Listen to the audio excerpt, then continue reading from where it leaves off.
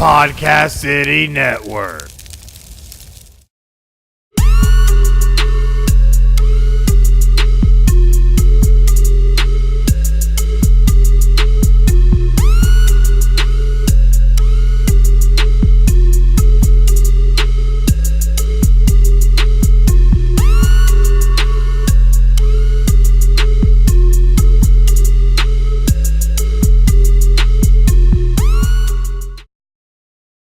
Hey guys, Chris here of Podcast City Network's Final Score. And you know what? We have an action-packed show. But first things first, I must welcome my awesome, even though his head's probably too big to fit in this room right now.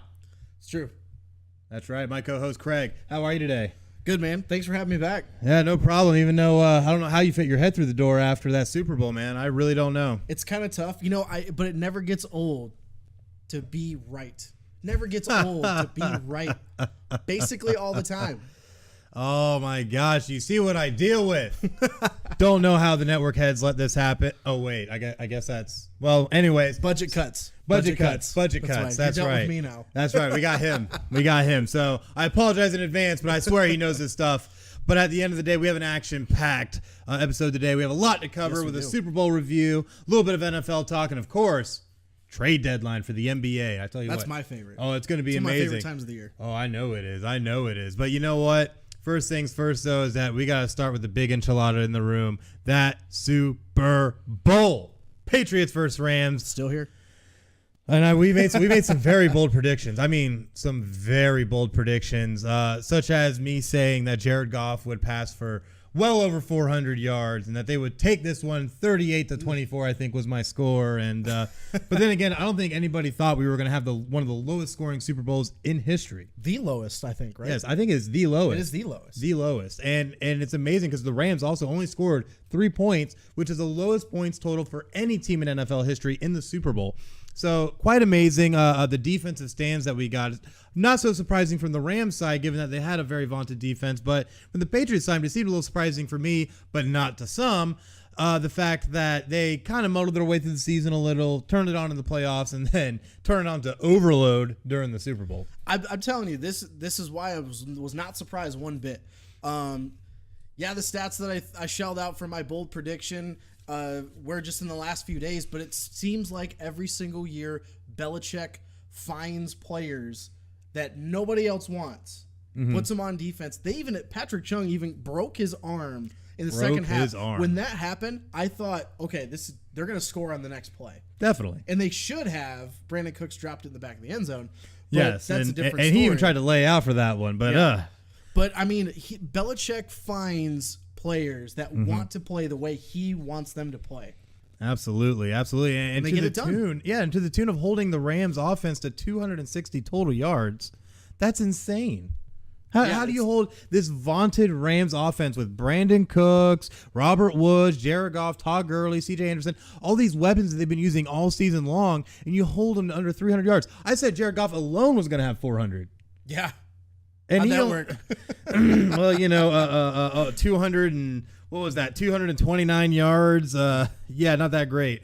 But at the end of the day, another thing that you saw in this, no passing touchdowns. None whatsoever. In a year where passing seemed to be at an all-time high, setting all types of league records across the board for passing offense, and not a single passing touchdown in this game. Well, it goes to show you that when Belichick, when you give him 2 weeks to plan for a team, lights out, game over. Just give up. Oh, especially when your pivot is named Tom Brady.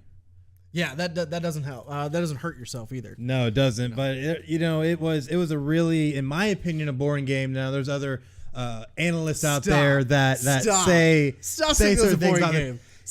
For a casual fan, if you love defense and you play football, yes.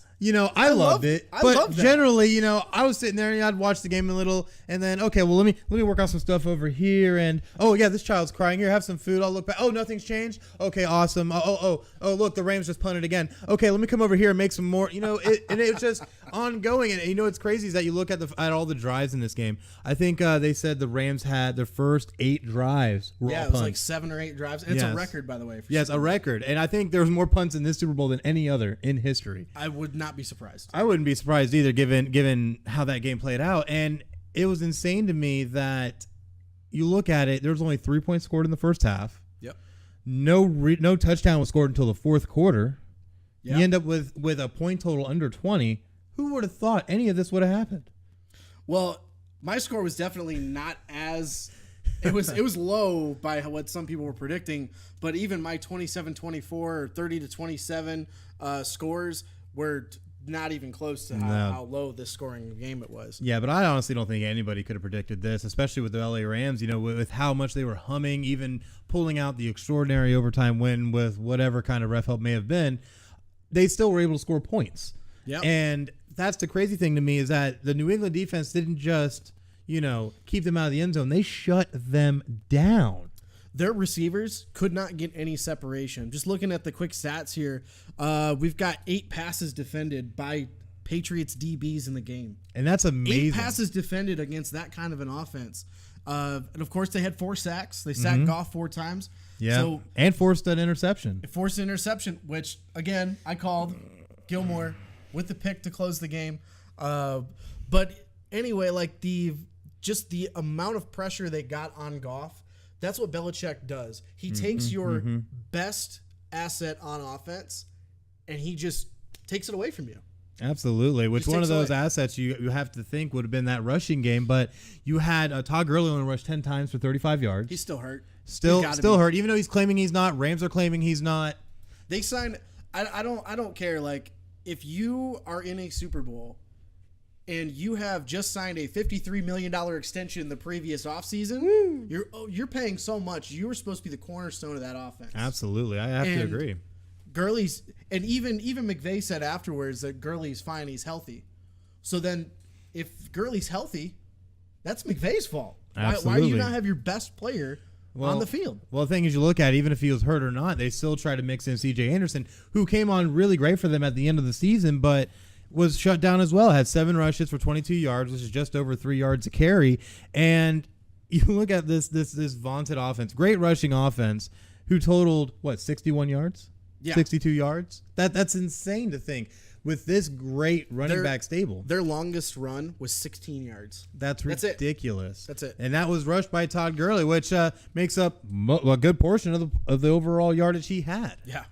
So you look at it, they keep Jared Goff to 50% passing, 4 sacks, and he was running for his life the entire game and got him really off his game. He was playing scared. You could tell. Was. There was times where he's scrambling out of the pocket, going to the sideline. Normally in games prior, he would try to make a throw or he'd throw it out of bounds. He would take sacks. He would run out of bounds and take a 2-yard loss. Mm-hmm. I think they just threw too much. They brought Goff back down to earth. We've been looking at how Goff has changed from Jeff Fisher to McVay and how much better he got. Oh yes. In year 1 to year 2 or 2 to 3, and I think he finally met his match. And the thing I look at too is that on the defensive side for the Patriots, they're bringing all kinds of different blitz packages, and I think that's really what got to him is that you might have a fake blitz coming up to the line, and next thing you know, you have a defensive tackle swinging around to hit your guard and blowing them right up. Well, the other thing they did too is the Patriots are known to play straight up man defense all the time. Oh yes, most they definitely. Played a majority of this game. They came straight out and played zone. Mm-hmm. They threw them right off. They didn't get away from the zone all day. There was other thing I saw earlier this week that J.C. Jackson, who plays corner, usually he comes up and he plays when he plays on the line. That's usually a blitz play for them. They put him at safety and they played him up. He played safety, and they switched him to corner. Mm-hmm. And they put him up on the line a majority of the time. And that to the Rams was okay. They're going to blitz. He would just drop right back into coverage. Exactly. And he would play the flat or he'd play the middle third, and they just confused. They just outsmarted the Rams. Most definitely. And the big thing I saw too is that when you saw the Stephon Gilmore interception, Goff even came out and said that he knew it was cover 0. No way he should have been able to throw that ball. But he threw it anyways in hopes. And I think it got to the point where the Rams were just getting flat out desperate to try and produce any kind of viable offense to be able to get things going and try to get in this game. And, of course, at that pivotal point, you're down 10-3. You have a chance to go down and tie this Super Bowl up. And you throw a costly interception. That ended up leading to Patriots points. That's where championships are made right there. Is that where that right there, you had the game was still in grasp. It was still right there for you to take. Definitely. And then, all that's all you had to do. Just read the correct coverage, throw it to don't force a throw. That's what Belichick wants you to do. He wants you to force a throw, and that's exactly what he did. Played right into his hands. Played right into it with a no-name defense, really. And that's what blows my mind is that you had a mostly no-name defense that was able to go out and shut this offense down. But let's look at the flip side of it because the Rams defense also came to play.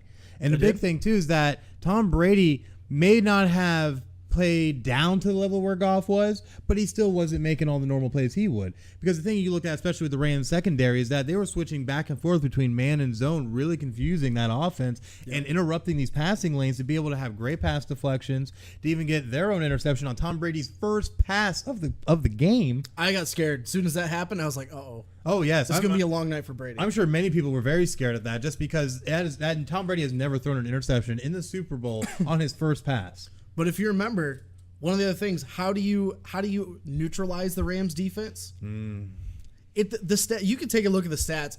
The stats on the offense didn't look bad. Brady threw for 262. Michelle had 94 and a touchdown. Edelman had a monster game. Oh, yes, and going away with the MVP honors of the game. I always thought I think it should have went to somebody on the defense. I thought it would have been Gilmore. Oh, yeah, especially with that interception. But just the defense in general because they stepped up big. But they didn't win it in a pretty way. No, definitely not. Brady only got sacked once. That's true. They had not given up any sacks the whole playoffs. Mm-hmm. And they still only gave up one to that defense. But the big thing I look at, though, is that he wasn't able to really settle in. And he looked uncomfortable most of the night. Well, you look at it, even if they didn't get more than one sack, you look at the fact they had Aaron Donald hitting them every other play, it seemed like. The defense was at least getting a hand on him, keeping him off balance. I recall one play in particular where it was, I think it was in Ndamukong Suh, if I'm not mistaken, was able just to get a hand on his foot right as he's throwing the ball. Little things like that always keep that outside, that thought in the back of your head that, you know what, this defense is going to get to me. I got to get rid of this ball. And you saw it lead to a lot of incompletions just because Tom Brady wasn't able to get comfortable enough to really set his feet and put the ball where it needed to be. Yeah, they definitely got some pressure, but that's the one thing. If you watch on the line when they're doing running plays, they're letting Donald and Sue come in unblocked. Mm-hmm. Next thing you know, here's a pulling guard, boom, and there goes Michelle up the middle. Yeah, they basically just ground that defensive line into the dirt. They really did. And the thing is, too, is that they weren't shying away from running the ball right out Aaron Donald, right out Ndamukong Suh. Had these great defensive line players that they had. And Sony Michel's even able to rumble off a 26-yard run like it was nothing. And that's what blows my mind is that they were finally, especially in the second half, able to get something going where they were able to get the Rams defense not necessarily off kilter, but just catch vulnerabilities. To really be able to get that ball up the field and get themselves into scoring position for the only touchdown of the game. Yeah, and watching that first half, as soon as you see in the second half, you started noticing Michelle and Burkhead and that running back by committee that they have, and James White gets a little bit involved in the passing game, but White, who was the MVP of the Super Bowl against the Falcons, that he was basically non-existent because they knew what was coming, but they weren't getting a lot of big runs in chunks in the first half. Oh, definitely. But they just kept pounding away, and they kept having the blocking scheme to wear down that defense. And you started noticing in the third and fourth quarter, that's where you see Michelle and Burkhead both snapped off 25-plus yard runs. Yep. And that's the big thing, too, is that, like you said, with James White, he only had 2 carries for 4 yards. He was targeted 4 times in the passing game, but only had 1 catch for 5 yards. Yep. But the thing is, like you said, Belichick always finds a way. And I think that's where the real difference came in, is that once they were able to go in the locker room, make their adjustments, they were able to come out and really start taking that ball down the field. Yeah, it wasn't even a chess match. I mean, it was just over. It really was. And that's what's crazy to me. And the New England offense was able to end up racking up, I think it was 406 or 407 total yards. Yeah. And we're really able to hammer it down and get the job done. And that's the big thing because they went tit for tat when it comes to turnovers. Time of possession was more in the Patriots' favor. Patriots dominated that in the first half, by the way. Oh, they most definitely did. Really trying to grind it out. This game, while watching the first half, it was only, I think it was only 3-0 at halftime. Yep. It was 3-0. Oh, yes. But watching that first half, the Patriots dominated this game. It was one of those games where the score looks close, but the game was not close. And that's to me is where I feel like Belichick and their scheme that they put in and implemented really, really won the game for him. It most definitely did. And obviously, we have the Infinity Gauntlet completed. Yep. For your boy. Yeah. Man, I had to wear this jersey just for this, just to bounce out the ego of TB12. Because you know what, Notre Dame beat Michigan this year, and I'm very happy about that. But at the end of the day, though, Tom Brady lifts the Vince Lombardi Trophy yet again. And so this poses a question. So yeah, he's got 6 championships to Mike, right? Mm-hmm. Doesn't have the most of any athlete in North American sports, but is he the greatest champion in North American sports?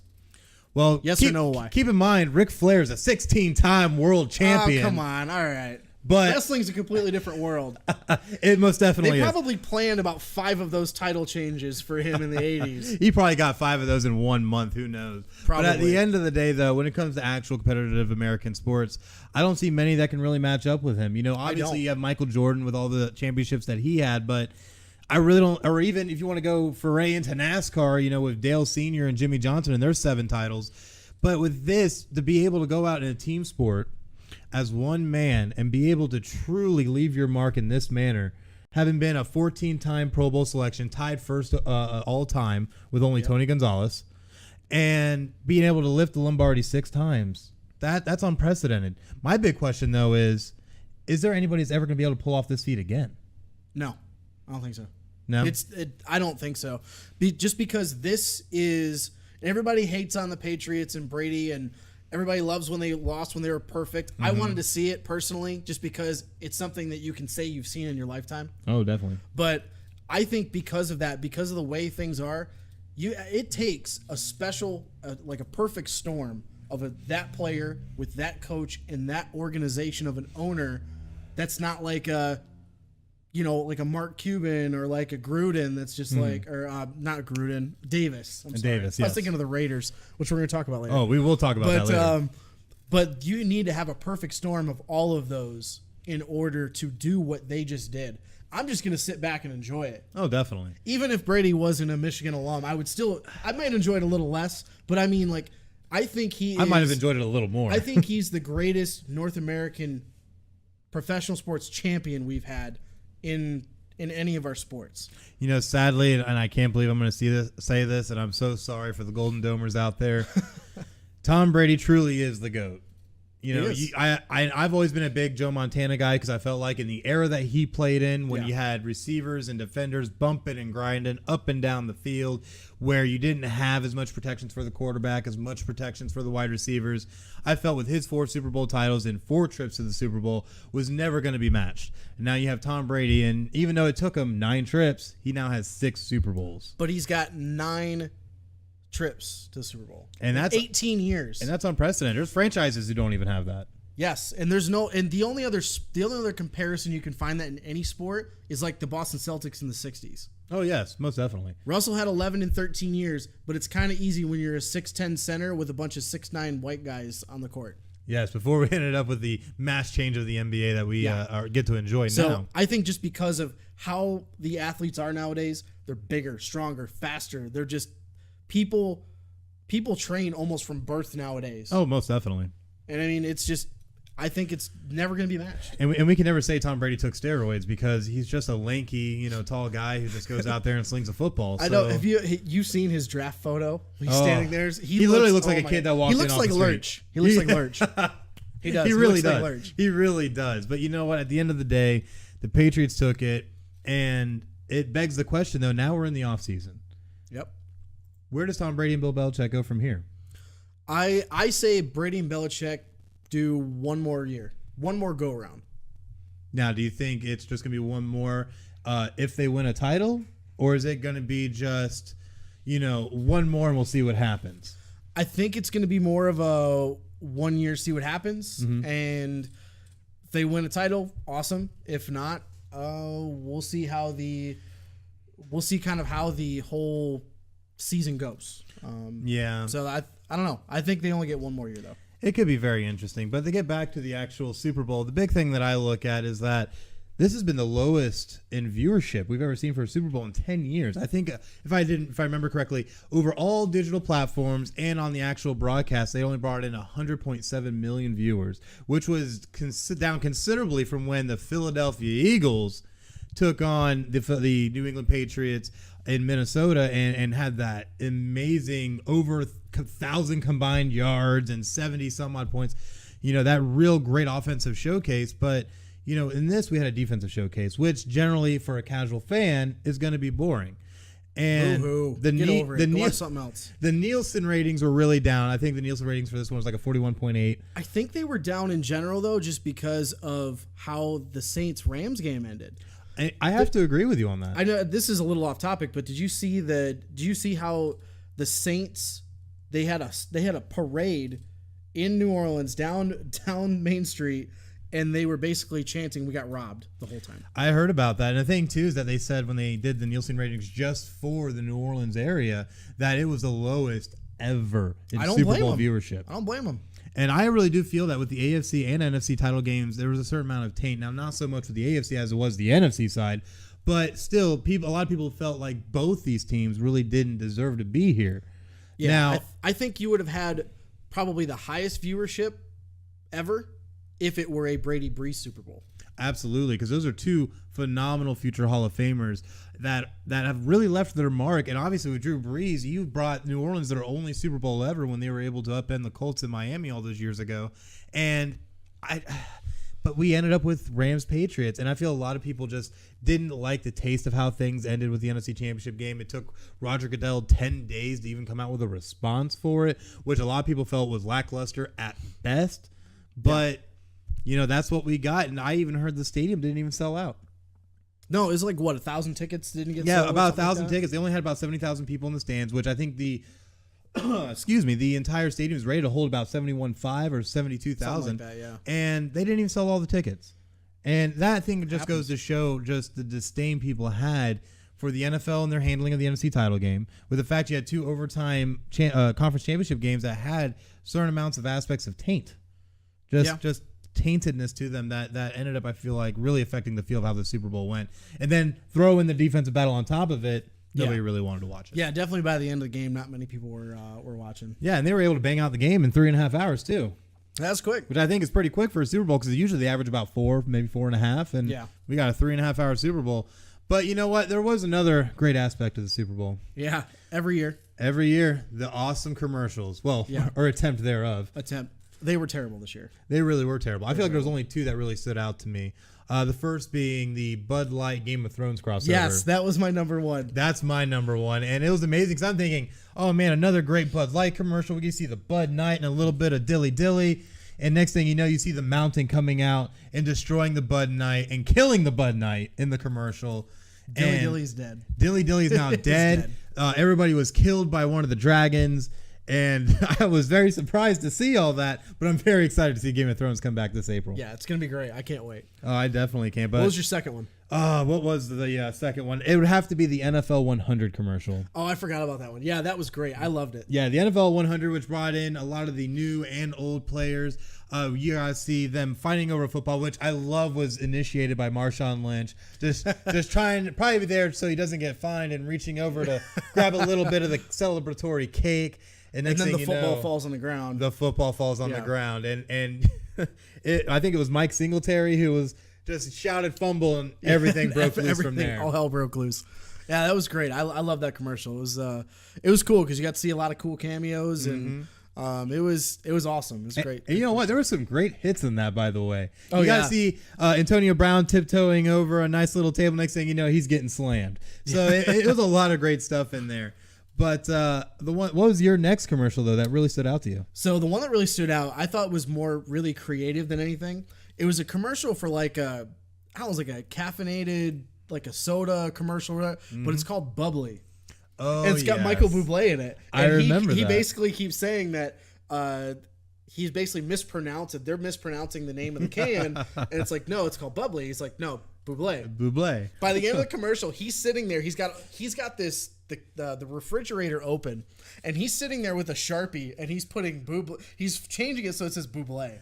I thought that was extremely creative. It definitely was. I loved it. I probably won't drink that stuff, but it definitely won't. But it was Yeah. entertaining for the time. It was super entertaining. So I thought that was really creative. It definitely was. But I felt like the rest of the commercials, honestly, could have just swept them out. I feel like. I know why they have been though. Why is that? Why they've been a little down? Because you're on one of the biggest stages. Everybody in the country sits down for Super Bowl Sunday, whether you're a casual fan or not.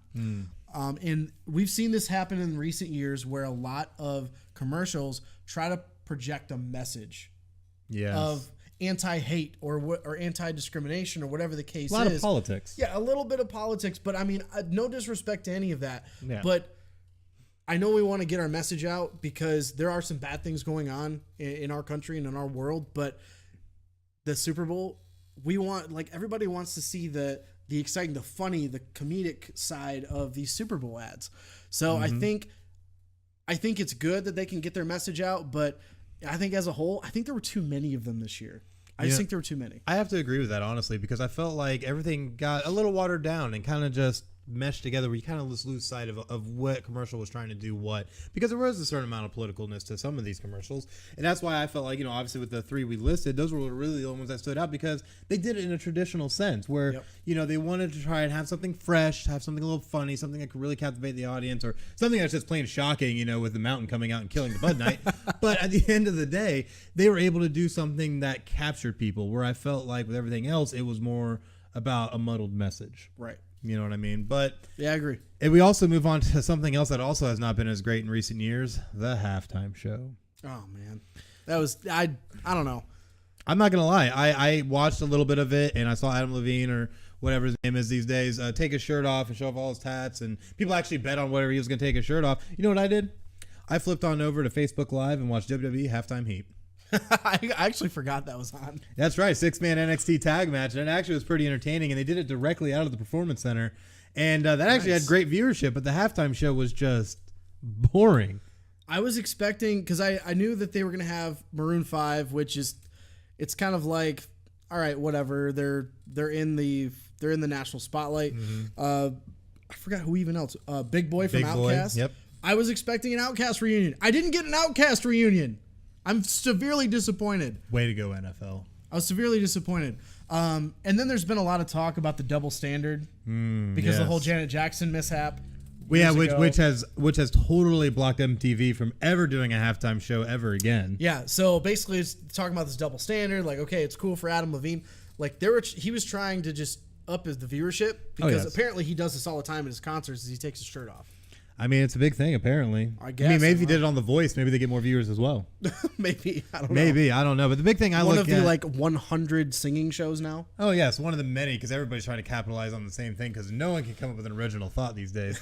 But the big thing I look at is that you had a lot of controversy just surrounding the halftime show itself, which I felt distracted from a lot of the other festivities, including the game itself, where... a lot of people were not wanting to perform the halftime show because they wanted to keep in solidarity with Colin Kaepernick and the message that he was trying to put out. And I feel honestly that with Colin Kaepernick, whether he intended to or not, it's selfish. Because and with these artists, it's selfish. Because I know you want to try and put out a message, but why are you going to rob the fans of a great halftime show? I don't think it's that deep. You don't think it's that deep? I don't think it's that deep. I think it's, and also here's one thing is they have to sign basically a contract with the NFL beforehand, and they have to meet a very certain specific set of criteria. Yeah, and they don't make money for it either. Oh, they don't. They don't. So I thought it was funny. I thought it was kind of funny, but like a little shocking that I saw Travis Scott was in there too. Yeah, half of the song that he sang, what's it, Sicko Mode? Yep, Sicko Mode. They would bleep it out because of they put dead air up there because that's where he would be cursing. I don't know if they just pre-recorded it or what's the case. I heard they pre-record it just in case if there's any kind of audible audio. Yeah. But I'm not surprised that you've seen a drop-off in the halftime show because the NFL is very demanding. They don't want to pay you, and you have to meet their specific criteria. But the big thing I look at is that you're on the Super Bowl, because even though this was a down year for viewership, you still had a 100 million plus, which is 1/3 of the country watching you. That kind of exposure is insurmountable. You can't calculate how much that can help someone. So for an artist to sit there and be like, oh, well, just because I don't agree with certain things going on, when it comes to kneeling during the anthem in the NFL and Trump and his involvement, that we're not going to perform this show, honestly, you're cutting your nose to spite your face, in my opinion. Yeah, I could see that. It makes sense. I mean, it's still a pretty big issue in the league, but it's not necessarily it doesn't burn as bright as it did a few years ago, I think. I would agree. But the big thing I look at is, at the end of the day, people do have their feelings, and there are a lot of injustices happening in the world. But the big thing is that at the end of the day, it's a business.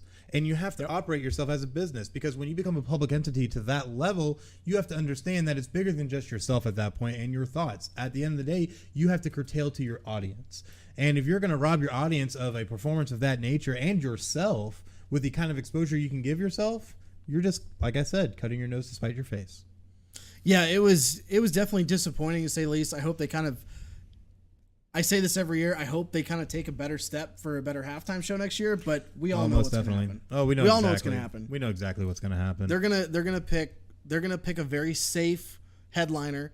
They might have a cameo. I was actually really happy with last year's JT. I would say JT, really I felt did wonderful. Yeah, I thought it was great. And he went up, got into the crowd. There was one little guy out there who pulled out his phone and took a little selfie with him. And you know what? I bet you that kid went viral as well. He did, actually. Oh, yes, most definitely. But at the end of the day, though, that was an entertaining performance. That was someone who went out there, put it all out there on the line, and really tried to do what he could. Can we just have him do the halftime show every year? I'd be down with that. I'd love it. Just have JT with special guest. With special guests. He can pick whoever the hell he wants. Yeah, exactly. And if they want to opt out at that point, well, that's their problem. Yeah, right. But the big thing I look at is that this year it definitely was down. But I did see something interesting on social media that I want to point out, was the fact that the NFL really does rely on a lot of old rock music for a lot of killer time during these games and during these performances. So why not bring in, the AC/DCs, the Metallicas of the world, that they always are using their tunes anyways to kill downtime?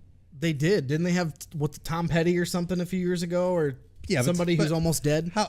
My point exactly. Tom Petty had to probably wheel himself up there and then get up real quick and literally have someone help him get out there. I love his music, by the way, but come on. I love your music, by the way, but come on. We love your music, but it's time to hang it up. I'm sorry. At least Metallica can still put on a good show these days. Yeah, but they won't elect to go with the hard rock. And they won't. And I think that's a disservice also to the fans, because I understand wanting to stay with pop culture and what's trendy and what's hot, but, these big acts are still around for a reason. Metallica, for instance, started way back in the early 80s, and they're still putting out albums, still touring, and still making millions as one of the most commercially successful bands of our generation. I would like to see them do a halftime show. Oh, I'd love it. But you know what's sad? I don't think they do it either. I don't think they would either. But you know what? At the end of the day, it's just really crazy and wild to me. It's just really crazy and wild. But you know what is even more crazy and wild? What's that? Podcast City Network.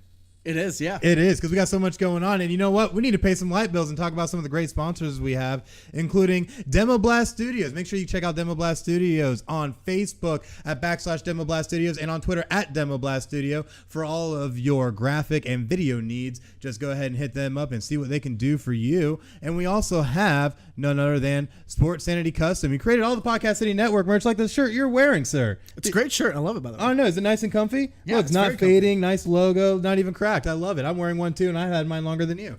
And it still looks like yours. But make sure you go check out Sports Sanity Custom at sportsanitycustom.com, or check them out in beautiful downtown DeLand, Florida. And we also have Atlantic Sounds Records, located in Daytona Beach, Florida. Make sure you check out Atlantic Sound Records at facebook.com/Atlantic Sounds Vinyl. A lot of great stuff down there. Whether you need to get a tape, a vinyl, a CD, doesn't matter. They got it. Go check them out. Nothing like a good vinyl. Nothing like a good vinyl. It has a nice warm sound. But we also have 3 Count Design, the actual creator of the most recent Podcast City Network logo. We definitely thank them for their contribution. So make sure you go check them out on Facebook at /3 Count Design or on Twitter at the number 3 Count Design. And make sure that you mention Podcast City Network to get yourself a 10% discount.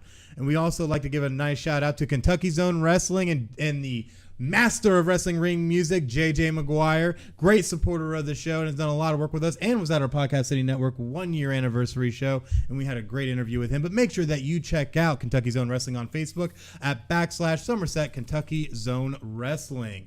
And also, we need to mention where we had our 1 year, City Limits Taproom in beautiful D-Land, Florida. Make sure you go check out City Limits Taproom at 2620 North Woodland Boulevard in D-Land, Florida. And then hop onto Facebook and at /City Limits Taproom to check out all the great events they have, which they actually have a nice band that's going to be playing here soon, and a lot of great festivities. So make sure you go check them out. And, of course, none of this would be possible without Podcast City Network. Make sure you check out Podcast City Network on Facebook, at /Podcast City Network, on Twitter at Podcast City Net, or just hop right over to the website at podcastcity.net. Tell you what, a lot of craziness going on. That was a lot of mouthful right there. That was a lot. I don't know how I got that all out. You know, I really try hard and see what I can do. And look, I'm even opening random things on my computer right now because I'm just getting so wild and things are just happening. You're so excited. You were so excited about the Super Bowl. Then you got let down. And now news today, you don't know what to think today. I don't know what to think today. And it's so insane. Of course, what we're referencing is other NFL news. Oh, yes. Nick Foles' situation with the Eagles. Oh, the Nick Foles situation. It is insane. To the point to where the Eagles were going to pick up the $20 million option to try and bring him back for 1 more year. However, Nick Foles turned around and said he will be paying the $2 million option that he has within that option to opt out of that contract. But now the big news is that the Eagles are going to try and franchise tag him. However, if the Eagles franchise tag him and try and trade him immediately for that sole purpose, they will be violating the CBA. What do you think is going to happen with this entire situation? I think they're going to threaten to give him a franchise tag because they know. I think one of the underlying things that I've kind of heard a little bit is there is a legit controversy in the front office and in the locker room at the Eagles. So I think they're going to threaten to franchise tag him. But obviously Foles, he loves the city. He's said it numerous times. He loves the city of Philadelphia.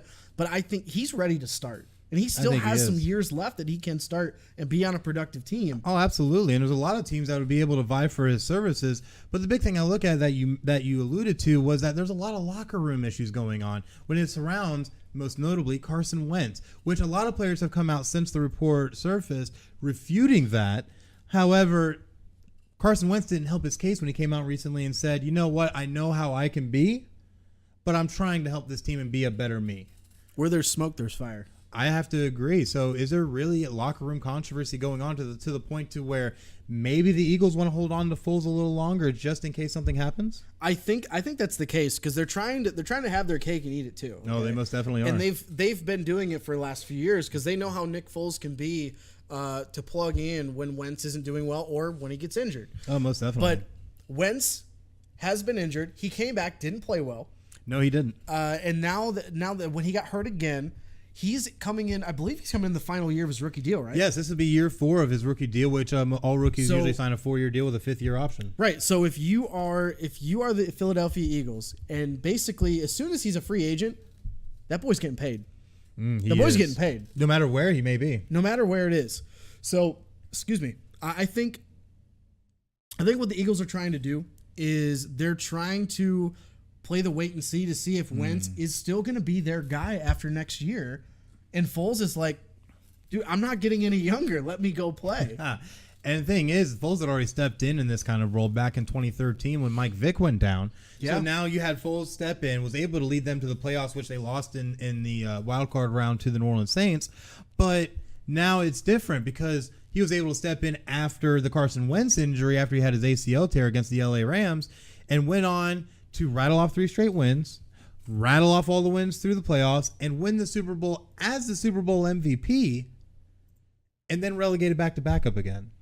I think it was an extreme disservice by the Eagles, because I know it. You draft that guy in Wentz to be your future, Definitely. and you knew coming out of was it North Dakota State? North Dakota State. When he was Go coming Bisons. out, you didn't know what he was going to be, but you knew the kid had talent. Oh, definitely. Knew he had talent. So now he gets hurt, comes back, doesn't play well, gets hurt again. Yeah, because he went from having the ACL injury, which obviously he didn't get any kind of time in training camp to be able to prep for the season. Doesn't come in and step in as the pivot until I think it was week 3 or 4, and he ends up with a spiral fracture in one of his vertebrae late in the season, stress fracture at that, and ends up being sidelined the rest of the season. However, the thing I look at, and this is what I think the Eagles truly are doing, is they're taking a step back, waiting to see how the rehabilitation goes, how he does in training camp, how he does in the preseason, and see if he truly is the same quarterback they had that rattle off 11 wins to be able to help them get into playoffs and for the Super Bowl run. If he's still going to be that same guy when he steps back onto the field, because this season he didn't have any prep. No. The man was not ready, and he got kind of just thrown out there, and it's like, you're Carson Wentz. You did all this great stuff last year. Let's see what you're going to do. Yeah. And the thing is that the first year, he had a phenomenal rookie year. Oh, yeah. Even though they went 7-9, but it was a learning year. Yeah, he had a phenomenal rookie year. And then his second year, usually that's where you'll see a little bit of adjustments by other teams. Oh, yes. And you'll see a little bit of regression potentially. And then this third year, he basically didn't really have much of a third year. No, he didn't. I feel like it was very tumultuous given the full situation. They're coming off the Super Bowl, being able to lift the very first Lombardi for the city of Philadelphia. So there's a Super Bowl hangover there. And with all the injuries abound as well, it was very rocky. Yeah. Very rocky to say the least. So let me ask you this then. Okay. If we're going to assume that the franchise tag gets placed on Foles by the Eagles. Okay. Is he still going to be one of the quarterbacks when the season starts next year? See, that's the thing, though. I say no. I think he could be. I think there's going to be a lot that will go into it. The thing I look at is with the CBA agreement. With the CBA, if they were to basically franchise tag and trade, they're automatically going to be in violation of that CBA. But that would be if they did it that within a few days, correct? Yes, that would be within still this calendar year of the NFL, which the NFL calendar year switches over in March. So the thing is, do you think they still will be in violation of the CBA if they sign them with the franchise tag for $25 million, which is $5 million more than the $20 million option they were going to have? Right. If they do that, wait till March. Do you think you end up seeing maybe a draft day trade? I think the QB class is so weak this year. Mm-hmm. They're going to extend the franchise tag to him, and then he is going to get traded. I don't know if it'll be draft day, but I think it'll be probably after draft day and sometime in May, June, because that's what free agency is going to start up. I think it's June, right? Yeah, June will really, right at the beginning of June, it really starts getting kicking. I think that's when he gets traded, right around free agency start. I could see that. I definitely could see that. But the thing I look at as well is that I don't know if the Eagles are really going to let him go, because I think they still want to hold on to that insurance policy just in case something happens with Wentz. And that's the thing I feel like we've seen the past couple seasons is that the Eagles really want to make sure that they have a good pivot, because it's been the thing that's hurt them ever since they traded Donovan McNabb to the Washington Redskins. Right. Is they want to make sure they have a pivot that is going to stay healthy, that is going to be able to produce, and is going to be able to now at this point lead them back to the Super Bowl. What if he pulls a Le'Veon Bell and doesn't play? That's what I would do. If the Eagles did that to me, I would pull a Le'Veon Bell.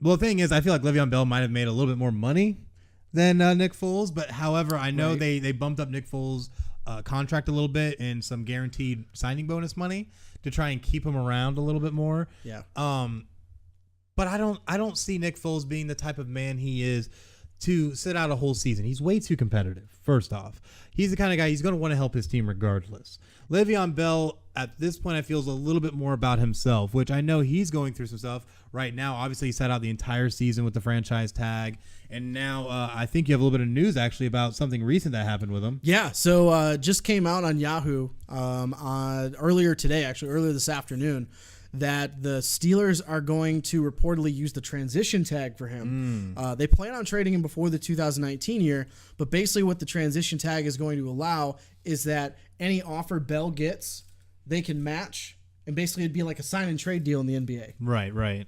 Now, the thing is, I look at now that you say that, why would the Eagles not try to exercise a transition tag on Foles? Do you think that maybe they wouldn't be able to match other offers?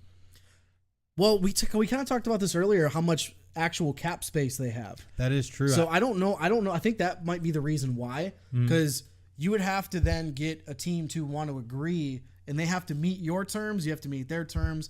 It works a little bit differently in the NFL, but usually draft picks are involved more often in the NBA or in the NFL than the NBA. Excuse me. But I think that's probably the reason why is they just want to. The franchise tag doesn't go completely against the cap. For that year. So that's why a lot of teams use the franchise tags. So that way they don't have to pay, have it hit their cap. Right. And with the Eagles, last I checked, I think they were just over $6 million in cap space. So they don't have a lot to play with. Right. Now, if they're able to bring back a lot of their players, it definitely would help in the long run. But, with the NFL, you never know how things are always going to work out. Players always have their own motives as well. True. But I feel like with how it's going to work out, I think the Eagles are going to hold on to him to try and circumvent the CBA. And I think they're going to hold him at least all the way through training camp. Because I think at this point, they just want to make sure Wentz is going to be good to go for the season. If they can make sure Wentz is good to go for the season, I know they have no problem going to Nate Sudfeld if absolutely necessary. Because Nate Sudfeld is not a bad player. Nate Sudfeld came in garbage time when Nick Foles went down in the last game of the season against the Redskins and still was able to score a touchdown himself and put up respectable numbers for the time that he actually played. Would he be a reliable backup though? I don't think so. I don't think anybody has a Nick Foles sitting in the wings. So, at the end of the day, the Eagles are in a very advantageous position and have been for a few years now to be able to have not one but two franchise quarterbacks on the roster. Yeah, that's a great problem to have. That is a wonderful problem to have. But, eventually it's going to come to the problem that the Eagles have right now. It's yes. going to come to that problem at some point. It'll be definitely interesting to see how it plays out in the next few weeks, few months. And we most definitely will, and you can bet your buns that Final Score will report about it. But another thing we need to talk about is there's been a lot of coaching moves.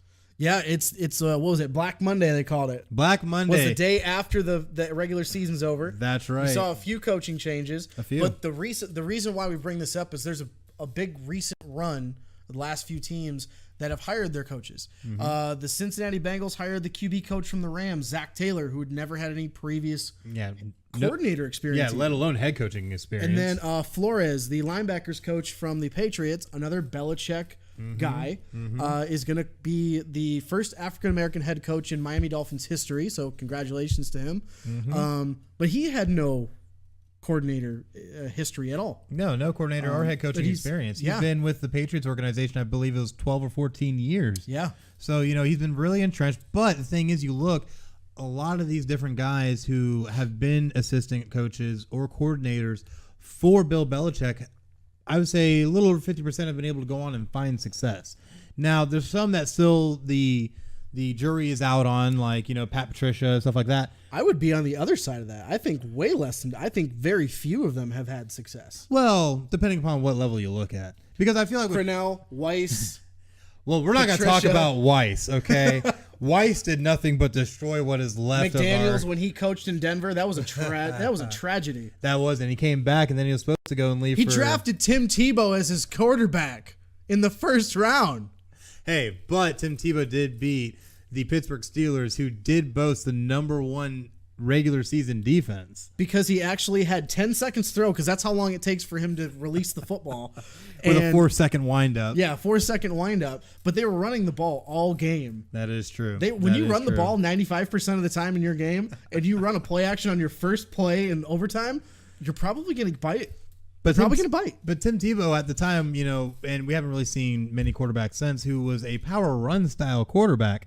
So with that, when part of that running game is the quarterback himself, right? But it's very interesting to see what's going to happen with Flores, especially in Miami. Miami's going to be looking for a new quarterback. They said now that they're going to move on from Ryan Tannehill, and they have a lot of holes. You look at Cincinnati; they're still playing around with the Andy Dalton, who has honestly not been all that great.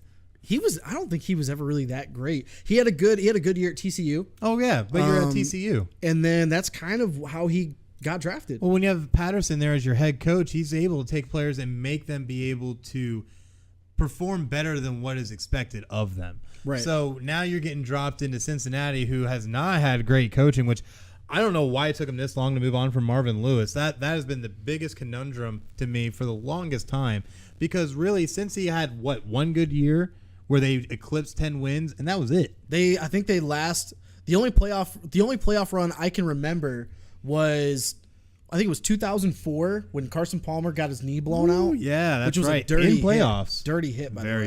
Very dirty. But I think that's the only playoff run I can think of by the Bengals in recent memory. Oh, yes. And they obviously had they've one had playoff. one since then. Well, like I said, they had that 10-plus win season, but they were out in the first round. So, yeah. At that, Cincinnati's just been kind of treading water with Marvin Lewis for a long time, just kind of hoping something would happen. Now, obviously, they've also had a lot of off-the-field issues with a lot of their players over the past decade, many getting arrested, of course, the Ocho Cinco saga and all that kind of stuff. Yeah. But maybe this guy could right the ship, maybe. It's going to be interesting. It'll be a transition because I just don't know. Like, you see a lot of these, they're all trying to catch lightning in a bottle like the Rams did with McVay. That just doesn't happen. That guy is he's a very special coach. Very. Not to say these other guys aren't either. They could be, very well could be. But I think you're going to see maybe in the next year or two, those coaches are going to be on the hot seat.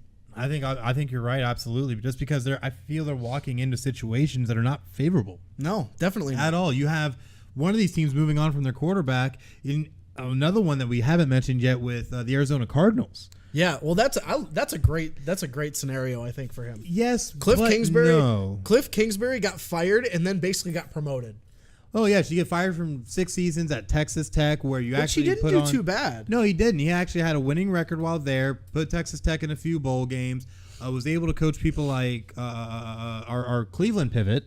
What's his darn name? Baker Mayfield. Baker for a little bit, yeah. Baker for a little bit before he went to Oklahoma. He also had another quarterback there for a little. I can't recall any names right now.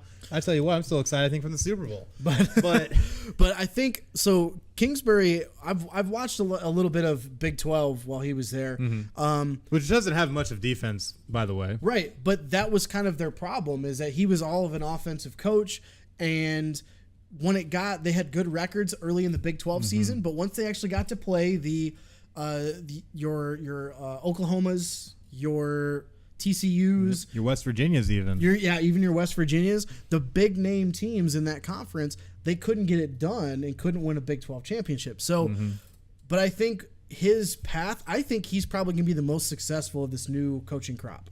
I think he can, only if he can get Josh Rosen on the same page with what he wants to do on offense. Because I think Josh Rosen's going to love him. I think he will, but the thing is, Josh Rosen was horrifically underwhelming in his first season, which can happen with a rookie. Because the Cardinals are a dumpster fire right now. They are, but the thing I look at with that dumpster fire, you have an aging wide receiver who's now coming back for yet one more year, which I think it's great. I think it's good, but it's his 14th season. But you're not expecting him to be the number one guy, though. He hasn't been the number one guy in Arizona for a couple years. But really, what else do they have? On the pecking order? Well, yeah, they have a rebuild. But, I mean, you still have Johnson in the backfield. Yeah, but who had an underwhelming season, and the season before was out all year injured. Because he was hurt. Yeah. Because he was hurt. But, I mean, you give him fully healthy. Their defense wasn't bad 2 years ago. No, their defense wasn't too bad. They still boast a lot of those great defenders, including Peterson, who wants to stay. Yes.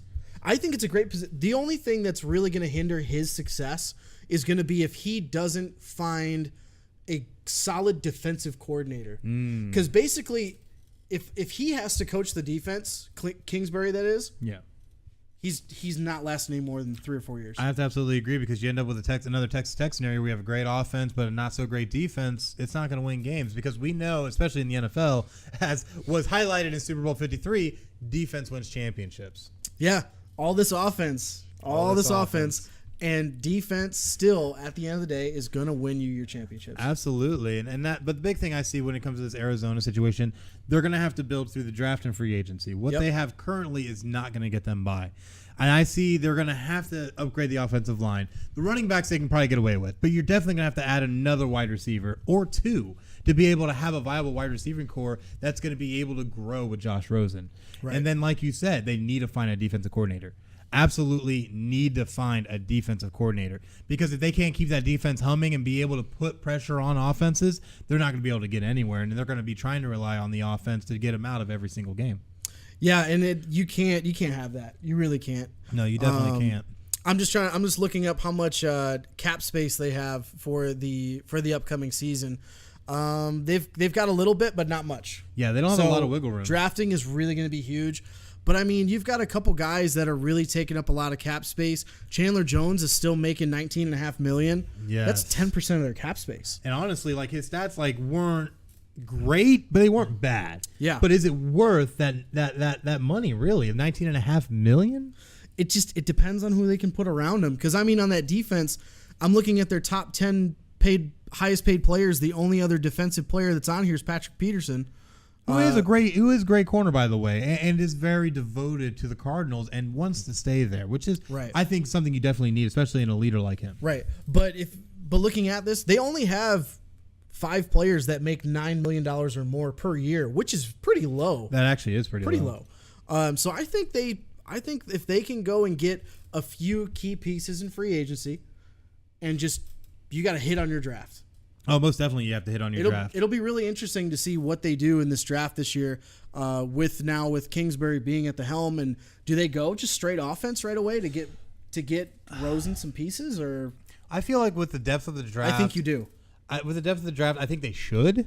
But it's a defensive heavy draft. But that's the thing, is that it is a very defensive heavy draft. But with that means early on, you should be able to get the offensive pieces you want, because you know with the depth of defense in this draft that you can still get some great pieces later on in the rounds. Yeah, unless you have a guy at the very top of the draft that is a guy that you know can help get your football team better immediately, then I say you draft him in the first round. But then definitely once you get down second round, you definitely should go. You can even trade back. Definitely, and I think that's something they could use. There's going to be teams and we're gonna have a draft preview coming up right before the draft here. Mm-hmm. But so make sure to keep your eye out for that. So we'll talk about that a lot and more in depth. But teams are going to be trading up. There's only maybe 2 or 3 quarterbacks that are going to be worth drafting in the first round this year. Oh, definitely. Don't be surprised if some teams that don't need a quarterback trade back, and you can get some assets that way. Most definitely. And I think there's a lot of big moves that are going to happen on draft day regardless that are really going to shake the foundation of what's going on right now for what we really think. But we look at it, what are your thoughts on all these no-name coaches, though, rising up into these positions? Because like we said earlier, these guys are not guys with coordinator experience. They don't have head coaching experience, with the only exception being Kingsbury, but that was in the college ranks. Right. What is really the shift of the NFL now, where they're not really going after established coaches? They're going after just no-names at this point. It's like I said a few minutes ago. I think they're just trying to catch lightning in a bottle. Mm-hmm. NFL is a very copycat league. It's always that way. Pro sports are copycat leagues in general. But I think that I think it's going to be really interesting. I think we're going to see a drop off as far as successful coaches. The teams that are signing these coaches, I think are going to stay. They're going to stay bad. I have to agree. I think they're just going to stay bad, at least for a year or two. But because the thing is, a lot of these teams are going to be in a rebuild phase, no matter how you look at it. All that opens up, though, you got guys like Mike McCarthy that are still out there. That's right. I know he only wants to coach the Jets, and they already hired their guy. Right. Which, good job for pigeonholing yourself. But yeah, right. Why would you want to go to the Jets? They've been so. The Jets haven't been good since Namath. Just saying. They've been so tough to follow. Well, no, they had Sanchez. They had an AFC title game. And that turned into a butt fumble. Yeah, it did. Which then he was able to reenact when he came to Philadelphia. That's very Jets of them, though. It's very Jets of them. Very Jets. But I think you're going to see these coaches. You're going to see these coaches that come from like no coordinating experience to all of a sudden becoming head coaches. I think you're going to see some of them struggle, and those teams that have done that, they're going to be looking for coaches again in a few years. I sadly have to think you're right. But another team, though, that took a complete opposite approach to filling their head coaching vacancy not too long ago was the Oakland Raiders. Who went out and got John Gruden, who was one of their former coaches from years past. I'm a huge Gruden fan. I love Gruden. I mean, I love Gruden when he was in Tampa, but, you get the little Chucky looks going. It's very intimidating when you're a player, I'm sure. But the thing is that Oakland has a way bigger problem going on right now. Now, Oakland did not have a great year after having a playoff appearance with Derek Carr and Marshawn Lynch. But now they're not only having to try and rebuild off that, and obviously they've purged players out like Khalil Mack, which nobody saw. Nobody saw that coming. Yeah. And even if you put that trade into Madden's going to deny it every time. Right. But that aside, Oakland now needs to find a home for 2019 because with the city of Oakland filing their antitrust lawsuit against the NFL and the Oakland Raiders, Oakland cannot stay there for the 2019 season. They've already opted out of that deal. So they most recently tried to create a deal with San Francisco. Yep. What's that? PNC Park? Yeah. AT&T Park. It was wherever the San Francisco Giants play. Yes. Yeah. I'm thinking of the Pittsburgh Oracle Pirates. Park, maybe. I can't remember. I think it's AT&T Park. I think you're right. So they wanted to try and play at the home of the Giants. However, the San Francisco mayor came out and said flat out, no. Like, we already have enough issues having to build the new Golden State Warriors arena. Yeah. We already have the San Francisco 49ers. And at the end of the day, we also have the San Francisco Giants that you're going to try and share a home with. And it's something that they didn't want to try and deal with the logistics and even more notably the traffic issues it would cause. And then the San Francisco 49ers came out and said flat out, no, this is our territory. I don't blame them. We don't want you here. And I don't blame them as well. But now Oakland is sitting here with no home, waiting for their new stadium in Las Vegas to be finished for the 2020 season. Where does Oakland land for the 2019 season? First of all, congratulations, Mark Davis, on burning all of your bridges. You should already be in L.A., but that's a different story. Rams and Raiders should be in L.A. Yes. No, I don't know why that didn't happen. Actually, there's a lot of politics on why that didn't happen, but always the politics. Congratulations, Davis. You screwed over the Raiders yet again. I don't know where they're going to play. I really don't know. I have a couple places where they might want to look into, and some people call me crazy for this, but it served well for the New Orleans Saints for a little bit, and that's San Antonio. Would they really move them all the way to San Antonio? Well, considering that there's teams that would do that in a pinch, maybe. But the thing is there a fan base there? And they love football, and obviously, they have their own college team there that plays out of the Alamo Dome. But at the end of the day, I don't know if there's going to be enough support to be able to keep the team functioning because you got to look at the ticket sales. Now, that obviously is a little bit more far-flung. San Antonio loves their football, and they would love to have a franchise. They've been vying for a franchise for a very, very long time. Right. But I don't see them necessarily making that move. But we got to look at all the possibilities because Oakland's burning, like you said, burning bridges left and right at this point that they're probably going to have to do something kind of off the wall. And here's a thought, off the wall. This is probably never going to happen because they don't have the capacity to hang on to this. Why don't they go play at UNLV? They could. They don't have a big stadium. Sam Boyd Stadium. Yeah, they don't have a big stadium, but it's already there if it's a last-ditch effort. I wouldn't be surprised if they come down to a very need it in a pinch, that they play at least a handful of games there. I could see that, especially with the fact you need that a place to play. Well, yeah, that and UNLV already plans on playing at the new Raiders Stadium once it opens as well, and the Sam Boyd Stadium will be no more. So I definitely could see that, and it gets you into Vegas a year earlier than you expect, which I think would be a great service to the fans there. Which they might as well do it because they've already screwed over the fans in Oakland anyway, and basically left them as they're lame duck fans. But I just couldn't understand that they're so passionate. About their team. They are. And you're basically saying, all right, hey, thanks. We appreciate everything. We're going to go to Vegas. Right, Goodbye. right. But you know what? But we still want to stay here for 2 years. We still want to stay here for a little bit, but we're your fans for 2 more years. But the big thing I look at too is you also have a empty stadium currently that's only being used for college, sitting down in San Diego. Yeah, that's an option. Qualcomm Stadium is still sitting there no matter how aged it is, which I think it's pushing 30 plus years at this point. But it's still a serviceable NFL stadium. Especially if it's just for one season. Yeah. So it's something that could come down the pike. But at the end of the day, it's something they're going to have to figure out fast because, we're pretty much, only 6 months from kickoff. So they have to figure it out fast. And the thing is, too, is that, season ticket holders, you're probably going to kiss that goodbye. Yeah. Just because definitely. now you can't get anything set up ahead of time unless you can secure something within the next 30 days. there's no way you're going to be able to have any kind of season tickets sold. Yeah, there's no way. You're basically going to have to ask San Diego fans to who still love their Chargers, by the way. Yeah, don't Chargers and Raiders fans hate each other? Absolutely, to the teeth, because that is a AFC West rivalry. Yeah, I mean, so good luck trying to get any fans there. And the fans that do show up, they're going to be Raiders fans. They're going to get jumped as soon as they leave the stadium. Which we already had to deal with enough when it comes to Raiders in San Francisco in a preseason game not too long ago. Can't we all just get along, guys? We all just get along? Sadly, this is the problem you have to deal with competitive sports. True story. That's why I don't know. We make it work, right? You know, you're a Michigan fan, I'm a Notre Dame fan, and we make it work. We bear it, you know, a little bit. We bear it. But, you know, at the end of the day, though, Oakland's going to have to figure this out because if they don't, I could see a monumental franchise collapse that we've never seen before because they're not going to be able to pay their players. They're not going to be able to pay their staff. They're not going to be able to pay the front office. And they're going to end up with a monumentous situation on their hands that we have never seen before. You think that's why they got rid of all that cap room? Hey, it could Trading be. all those high-priced players? It could be. You know, now they're just getting all the draft picks so they don't have to pay these rookies as much. The real-life replacements coming in 2019 for one team in the NFL. For the not-yet-named city Raiders. Yeah. Oh, man, but I tell you what, that is a lot of craziness. And hopefully they get it figured out because they got a scheduled upkeep. Yeah, let's hope so. But another big thing that we have on the docket is a lot of NBA news. NBA. Yes. NBA, because what was the big thing that happened? Oh, yeah, the trade deadline. Oh, man, I tell you what, it's going to be a lot of craziness with that. And there was a lot of at-the-buzzer trades or, in certain situation, no trades. Yeah. That ended up taking place. Trades. But I want to start off at the very top of all this, the very, very, very top with this Lakers situation.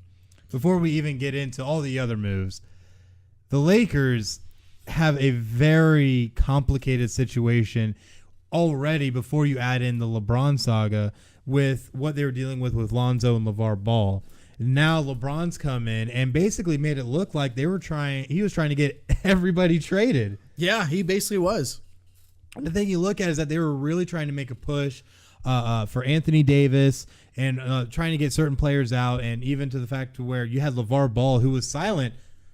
Whoever thought that would happen? Who was actually silent for a number of weeks before. And it's been the best number of weeks I think that anybody could speak of today. Oh, my ears loved it, but now we have to hear him yet again and see his dancing self all over the place, and he flat out came out and said that Lonzo Ball's better than LeBron, which that is not good to poke that bear. That he doesn't want Lonzo playing anywhere else except for maybe the Suns. So with that, now they've retained all these players. Nobody's getting traded. Trade deadline's passed.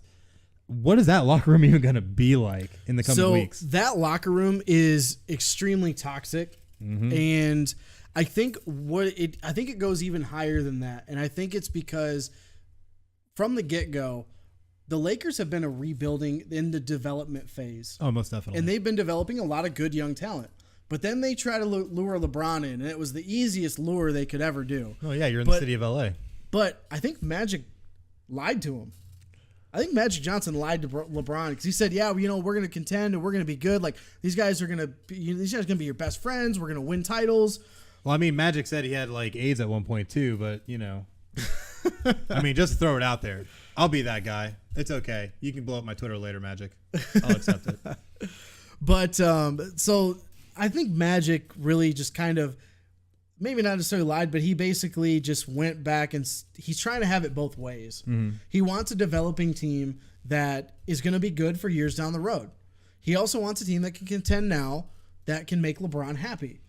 Because for all of LeBron's tactics, he just wants to win, just like any other professional sports player. Anybody wants to win, but you have to put yourself in a smart situation. And I feel like, obviously, bringing LeBron into the LA area is great for the fans. You want to try and build a young core while having a great veteran all-star player who's probably may or may not be still in his prime, but it still is one of the best still going right now.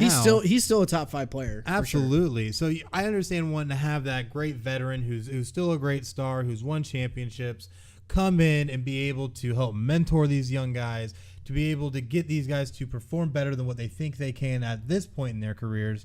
But I feel like having, like you said, Magic trying to play both sides of a fence. You have LeVar Ball being a massive distraction. They knew what they were getting when they got Lonzo, though. I think they did, but I don't think they knew to what degree. But I honestly think they did. You think they did? I think they did. You know it. You know what you're getting when it comes to the Ball family. Yeah, but all I have to do is watch, LeVar Ball and his two sons on WWE Raw and the mockery they made of that to know that that is not a distraction I want. No, but I wouldn't want that. Either way, they're locked in with that distraction. But no matter how you look at it, you have all that mixed in with the fact that LeBron gave the look that he's basically trying to get rid of all this core that Magic's trying to build.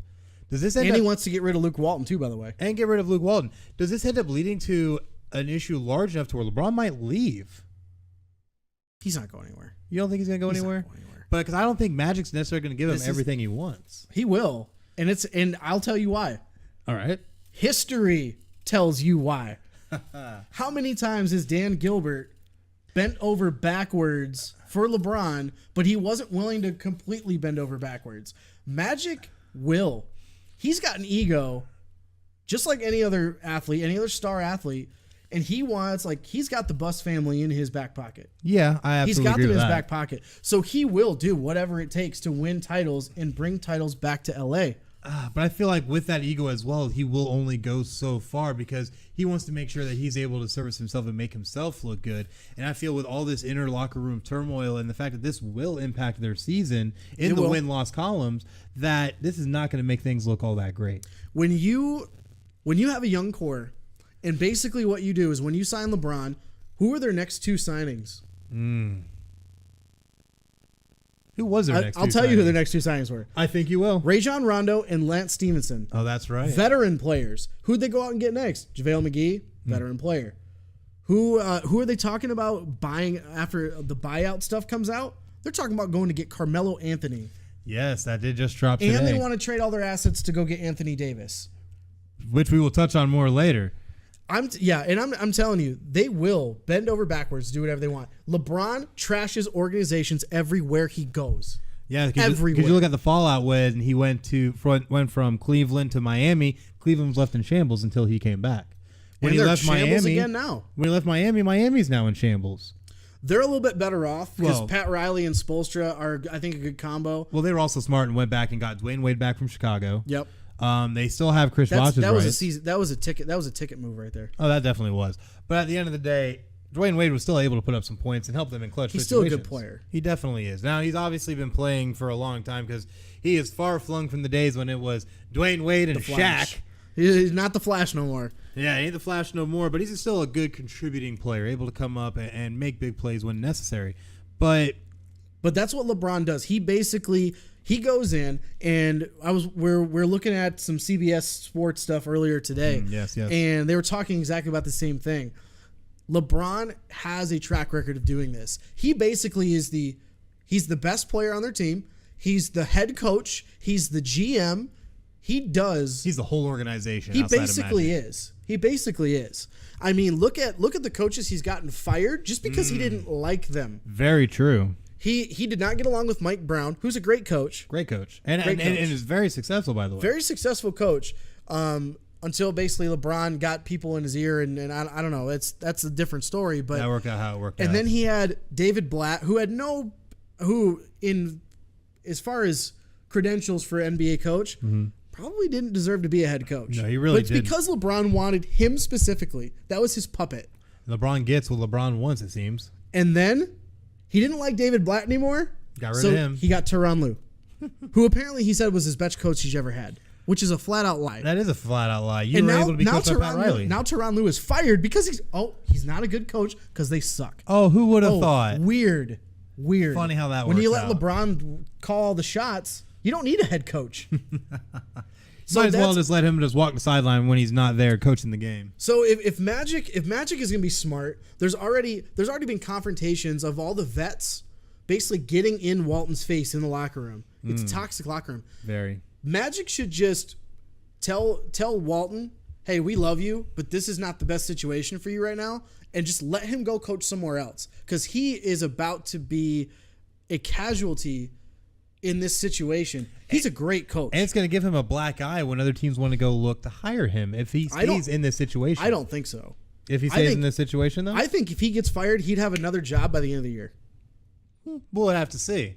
But the biggest thing, though, that we need to get back to is this trade deadline. So many great big moves.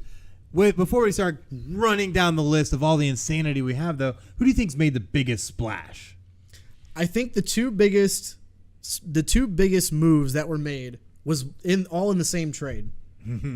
Dallas and the Knicks. Oh, man. So Dallas gets Porzingis. Amazing player, by the way. They get Porzingis, who you add that dynamic to already having Luka Doncic, who's probably going to be Rookie of the Year. Mm-hmm. Most definitely. And you have that young core. They're both what? Well, Luka Doncic is only 18, 19 years old. Oh, he's super young. He has 95% tread life on his tires. Yeah. and Porzingis is 22, 23, still coming off an injury. Yep. But I mean, he still has a lot of years ahead of him. Most definitely. He has I think he has a game that would age very well. Mm-hmm. And you've already got other guys on there that are going to be serviceable for that team. They got Tim Hardaway Jr., who I, of course, love. I also love Tim Hardaway Jr. I love Tim Hardaway Jr., not because he's a Michigan alum, but he's a great scorer. He actually is posting career numbers this year when playing in New York. Mm-hmm. But he's a great player. He's going to be a great combo to that. And then on the other side, the Knicks, they basically get a player that they can start building around in Dennis Smith Jr. Absolutely. Phenomenal player. They get 2 first-round picks. And which could be really big come draft time with all these great players that are going to be coming out this season. Well, it's not going to be for this year. It's going to be for 2021 and 22. 21 and 22.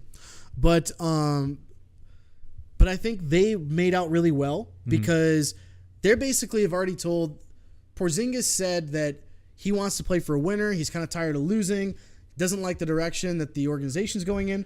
So they traded him. Yeah, and the Knicks, not that they're at the level of a dumpster fire yet, but they are to the point. They've been a dumpster fire for 20 years, man. Well, they ended up doing Carmelo things and stuff, and so they're a dumpster fire. But at the end of the day, though, I have to agree. Nobody wants to play for a loser. You know, I have to muddle through and somehow still be a fan of the Orlando Magic. So, you know, we've been hurt for 10 years. But at the end of the day, I feel this is going to be really big because the Mavs have always been a team I feel at this point has been kind of on the cusp. They've been a team that was really, really great, made some good runs, 10, 15 years ago, but now they're trying to find a way to kind of get back to that point, to be able to get back to the finals, where they were able to actually make some noise. And I think getting Porzingis is going to be the biggest centerpiece of all of this. So the one thing I love about Dallas is why when they take a drop off and they're down for a few years, but they went out and they got Harrison Barnes, who they actually also just traded today. Yes, which we'll touch on in a little bit. Yeah, we'll touch out in a second. But the one thing I love about their organization, Mark Cuban does what I think NBA owners should do. He passionately cares about the fans. He attends every single game. Everyone. And you see him. He's not like he's in a press box either or he's in a luxury on the box. Court, and he's basically barking at players and coaches. But he's always said that he's willing to do whatever it takes to bring a championship back to Dallas. Absolutely. So I'm not surprised that this move was done because he knows they had to make a move. They made the trade to get Luka Doncic, which was great because huge move. Because they got draft picks out of that anyway from Atlanta because Atlanta wanted to give up the house to get Trae Young. Oh, yes. But the entire house, it seemed like. I'm pretty sure the Mavs are going to win out in that trade in the end. Oh, I think they will. And I think, honestly, it will get them back not only to the playoffs, but I think it's just going to help them make a deep run here in the next couple of years. Yeah, definitely. I think next year, look for them to really rise up. Maybe the end of this year, but I think definitely starting next year, you're going to see the Mavs are going to start rising in the standings. Most definitely. They may contend for the playoffs in the loaded West, but I think definitely next year you're going to see some great improvement from them. I definitely have to agree, and I definitely have to agree with your assessment for the biggest splash, just because Porzingis is a great player. We all know that. And the Mavs, like you said, Mark Cuban is one of the best businessmen I've ever seen, next to Sir Richard Branson. He is able to go out and make the moves necessary because he wants to win. He doesn't care about the money. He can make money. He does make money. He cares about winning, and he wants to try and make the Mavs the best team that he can. And I honestly think they will make a run. I think they're going to make playoffs this year. They might not get very deep, but like you said, I think next year is really where you're going to start seeing the cream rise to the top. Yeah, it's definitely going to take a year because you gotta let Porzingis get completely healthy first. Yes, and that's going to be a big thing because he's still sidelined as of right now. Yeah, he's still sidelined. He's going to be sidelined for a little bit longer. I think he's slated to actually practice within like the next month. I think. Yeah, that's what I've heard as well. I don't think he's going to be playing this year. Definitely not. I wouldn't tell him to play this year. If I'm Mark Cuban, I tell him get ready because we're going to make some moves next year. Most definitely. And there's a lot that can be said for the moves that they've already made. But the thing is that the Mavs are currently sitting at what? 25 and 28? Yeah, they're in 10th right now. Yeah, so they're sitting 11th, back. They're about 5 games back out of that 8th spot that the LA Clippers currently hold. So realistically, in a month's time, they get Porzingis going, they integrate these other players in. I think they really could make a push to be that 8th or even the 7th seed. And if Porzingis does end up coming back by the end of this year, they will make the playoffs. Absolutely. Bold prediction. You heard it here first on Podcast City Network's Final Score. But there is another player that we need to talk about, really big name player, and that is one Anthony Davis. Yeah, that's a complete drama. There's been so much drama surrounding this, and New Orleans, I think now is just trying to hold on to their seats to see what happens from here because a lot of people expected that Anthony Davis was going to be part of this big trade deadline day, and we ended up hearing crickets. Yep. Now, he had a lot of teams that were up high on his list, including the Knicks, the Clippers. LeBron was pushing extremely hard to try and get the Lakers to make a deal for Anthony Davis, which is now how we ended up with the all the turmoil they're dealing with, and nothing happened. So now we know that Anthony Davis is going to be with the Pelicans for the rest of the season, but how's that going to affect not only their locker room but their play on the court? Well, Anthony Davis has already come out and said he's going to play for the rest of the year for the Pelicans. He's not going to sit out, even though he's been sitting out the last few games. Even though he's technically healthy, he's definitely going to be playing the rest of the year. But I don't blame the Pelicans for holding out. I think I would have sold him away to the Lakers given what they offered recently. Oh, most definitely. But they were wanting the Lakers to offer 4 first-round picks and second-round picks as part of a Davis package. I don't know what other players were going to be involved in that, if any, but they wanted to be compensated extremely well, which I don't blame them because Davis only wants to go play with LeBron in LA. Yeah. So if I'm the president of the Pelicans, I'm gonna tell Lakers, hey, we'll be willing to give you Anthony Davis, but you got to give us everything you all have. of this because you're basically holding him ransom. He really is, and they held him ransom with all of these teams because none of them wanted to meet the trade demands that the Pelicans were putting out there. Well, but also, if they were to lose Anthony Davis, what really is there left in New Orleans? There's not a whole lot left, but I think they were only tougher on the teams that he had on his short list. The 2 LA teams and New York. New York doesn't have any assets left; they just traded all of them. Yeah, and they released Enes Kanter today, which that is true, which is another big one. So there goes all of their assets right there. Other teams that may have traded for him, I don't really think have the assets necessary that the Pelicans would have wanted. Oh yes, definitely. Especially if you look at teams like like the Magic or the Bucks or anybody, they don't have the space to be able to make it happen. So I think that's why we probably ended up with the short list that we did. But it's funny though that it ended up in the 2 largest markets in America. Yeah, weird, right? Strange how that works out. So it's very interesting to see how this is going to unfold. Now, I hope that, I feel like Anthony Davis is going to be a professional about this. He'll come out. He's going to play his ball. Which he's already done the right steps first to do it. Absolutely. And but say that he's I worry about maybe how the locker room will view things because they know Anthony Davis doesn't want to stay in New Orleans. But he's stuck here now for the rest of the season. Yeah. Do you think that this is going to end up affecting how they play on the court? A little, but not much. I mean, there was a player a few years ago that was, I can't remember his name off the top of my head, but was talking about he had been traded numerous times throughout his career. How does that affect the locker rooms and this and that? How does it affect you? He basically flat out said, you're a professional basketball player. It's part of the business. So, I mean, I think guys are going to be professional about it because it's their own financial livelihood. Now if only we could get NFL players to look into this, like the Le'Veon Bells and Antonio Browns of the world. Right. but I think they'll be professionals about it. I think Alvin Gentry's there. He's a great coach. And I think he'll probably wean down his minutes then if he's not going to play much. That's true. They may cut his minutes because they know he's not going to be, affecting their play at all. But I mean, New Orleans, they're sitting what, 8 games back of the playoffs? Oh yeah, sitting in that 13th spot. So they're like only a few games or a few spots above Phoenix at this point. Well, they got 13 more wins than Phoenix does. This is true, but there are 6 wins technically out of the 8th spot. But you look at these other teams that made better moves ahead of them. When it comes to like the Dallases of the world, I feel that maybe New Orleans, with the situation they're in, they might not quite be able to get to a point where they're going to make the playoffs. Yeah, they're definitely not going to make the playoffs. I don't think they're a playoff contending team anytime soon. So they're basically just going to have to, as soon as he leaves, you just have to go into straight up rebuild. Absolutely. But hey, you never know what's going to happen and who's going to be a free agent come that time. That is true. So it'll definitely be an interesting thing to keep watching as that unfolds. But there were a lot of other trade deadline moves. Yeah, there's a lot. It's actually one of the most active trade deadlines in recent history. I'd have to agree with that, honestly, and it's really crazy. So we're gonna have to rapid fire this just because of some of these great moves, and we're gonna start off with one that honestly hurts me because the Orlando Magic keep failing me. Is that the 76ers have traded Markelle Fultz to the Orlando Magic for a first and second round draft pick?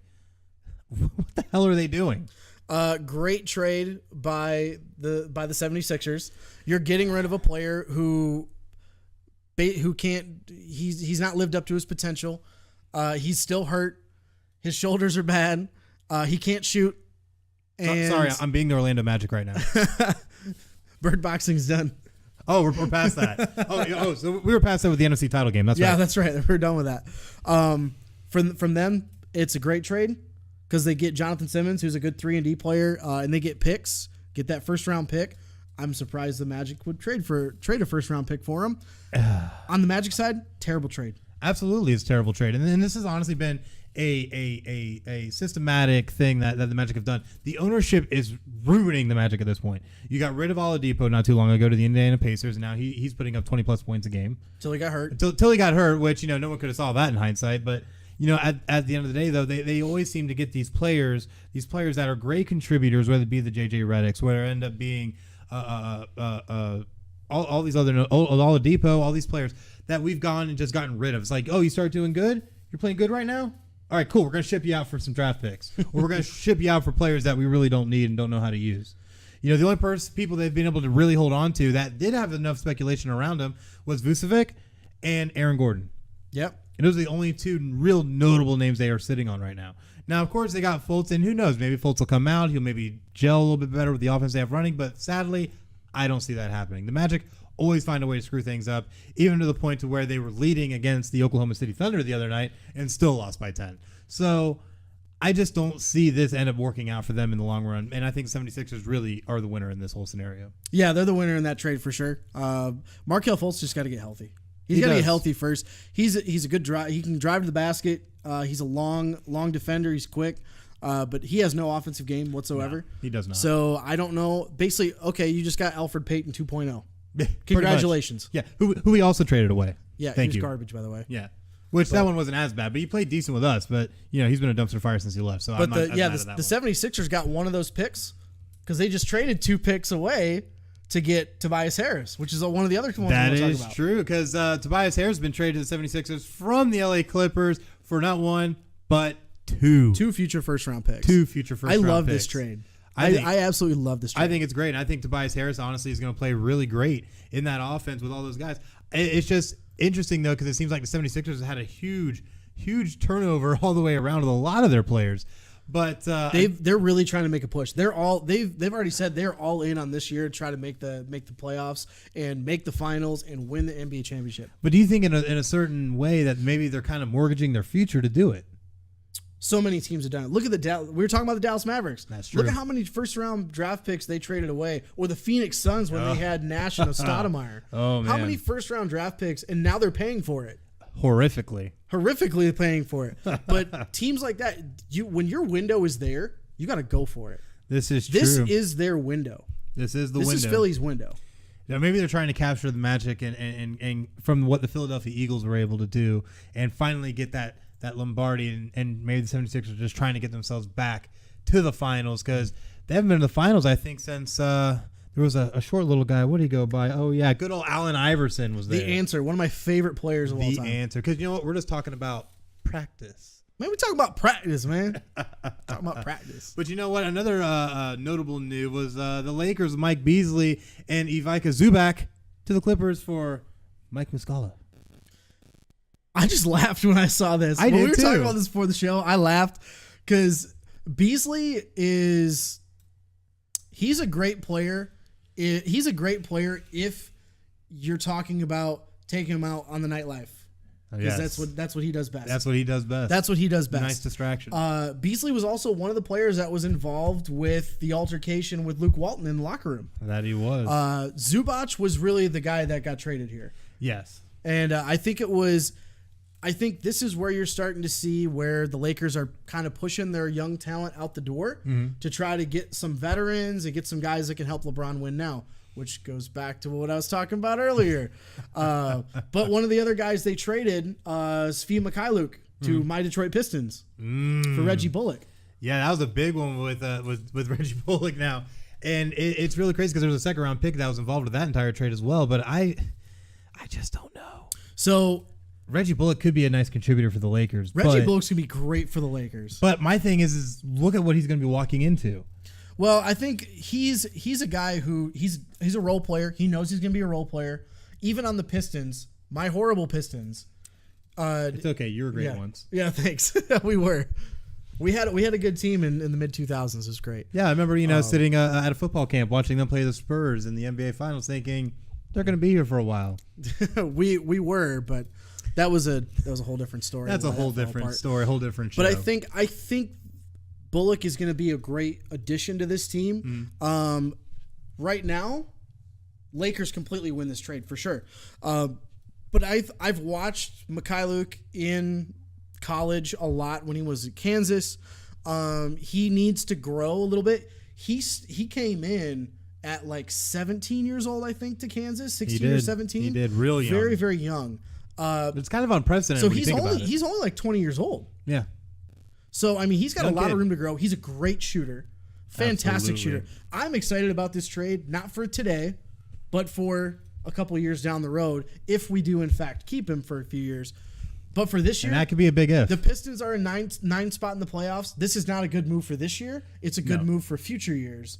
So I like it, but we'll see how Svi does. We definitely will. And another move, and this is one that we actually posted on the official Podcast City Network FinalScore Twitter, was the Wizards sending Otto Porter Jr. to the Bulls for Jabari Parker, Bobby Portis, and a second-round draft pick. What are your thoughts on that? Cap room. That's all that is. That's all cap room. So basically what's going to happen is Jabari Parker is basically just a rental. He's going to be gone. He's an only offensive player. He doesn't play any defense. And he's still on a rookie deal too, isn't he? I don't think so because he just signed. He signed in Chicago. Oh, that's right. He did re-sign this off season. I think he was traded to Chicago from Milwaukee because he's from Chicago. Mm-hmm. But I mean, I don't think he's gonna stick around. But they might even cut him right away.